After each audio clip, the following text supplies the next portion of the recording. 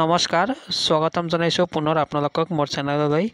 আপোনালোকক এটা সৰু আপডেট আমি দিবলৈ আহিছো আমি বেছি সময় নলওঁ আপোনালোকৰ মই এইটো থাম্বনেইল প্ৰস্তুত কৰিছো important update for verification absentee candidates তাৰ মানে ভেৰিফিকেশ্যনত উপস্থিত থাকিব নোৱাৰা প্ৰাৰ্থীৰ বাবে এটা বিশেষ নোটিছ আহিছে আৰু এইটো বিটিসি এডুকেশ্যন ডিপাৰ্টমেণ্টৰ ফালৰ পৰা আহিছে এই নোটিছখিনি আমি আপোনালোকক দেখুৱাম আৰু এই নোটিছত লিখা আছে যে 21 জুলাইত পুনৰ ভেৰিফিকেশ্যন হ'ব এইটো এইসকল ক্যান্ডিডেটৰ হ'ব যিসকল ক্যান্ডিডেট এবসেন্ট আছিল মানে কিবা বিশেষ কাৰণত ভেৰিফিকেশ্যনত উপস্থিত হ'ব পৰা নাছিল ঠিক আছে মই এই নোটিছটো এবাৰ আমি আপোনালোকক দেখুৱাইছো এই নোটিছখন চাওক আপোনালোকে 18 জুলাই 2025 তাৰিখ অৰ্থাৎ আজি পাবলিশ কৰা হৈছে it is hereby inform to all the candidate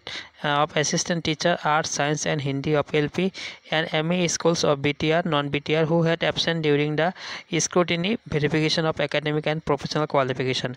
তাৰমানে মই কৈছো অলপ আগতেই যিসকল ক্যান্ডিডেট ভেৰিফিকেশ্যনত উপস্থিত হ'ব পৰা নাছিল তেখেতৰ ভেৰিফিকেশ্যন 21/7/2025 তাৰিখত অনুষ্ঠিত হ'ব ঠিক আছে 21/7/2025 তাৰিখত হ'ব ভেৰিফিকেশ্যন আৰু এটো হ'ব কোকৰাঝাৰ গভৰ্ণমেণ্ট কলেজ যত ভেৰিফিকেশ্যনখিনি হৈ আছিল তাতেই 21 তাৰিখত এবসেন্ট যিবিলাক ক্যান্ডিডেট আছে তেখেতৰ ভেৰিফিকেশ্যন হ'ব আৰু এটো হ'ব ৰাতিপুৱা 10 বজাৰ পৰা ঠিক আছে আৰু কি ডকুমেন্ট লৈ যাব লাগিব এইখিনি আপোনালোকে জানে আৰু আপোনালোকক আমি অলৰেডি জনাইছো তো পুনৰ এইবিলাক আমি কবলৈ নাযাও তো এইখিনি এটা সৰু আপডেট আমি আপোনালোকক দিবলৈ আহিছো যে এবসেন্ট যিবিলাক ক্যান্ডিডেট আছিল ভেৰিফিকেশ্যনত উপস্থিত হ'ব পৰা নাছিল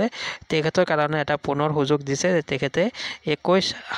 জুলাই 2025 তাৰিখে পুনৰ ভেৰিফিকেশ্যন কৰিব পাৰিব ঠিক আছে তো এইটো এটা আপডেট আমি দিছো আপোনালোকক ভিডিওটা সামৰিছো আমি ইয়াতে ধন্যবাদ থ্যাংক ইউ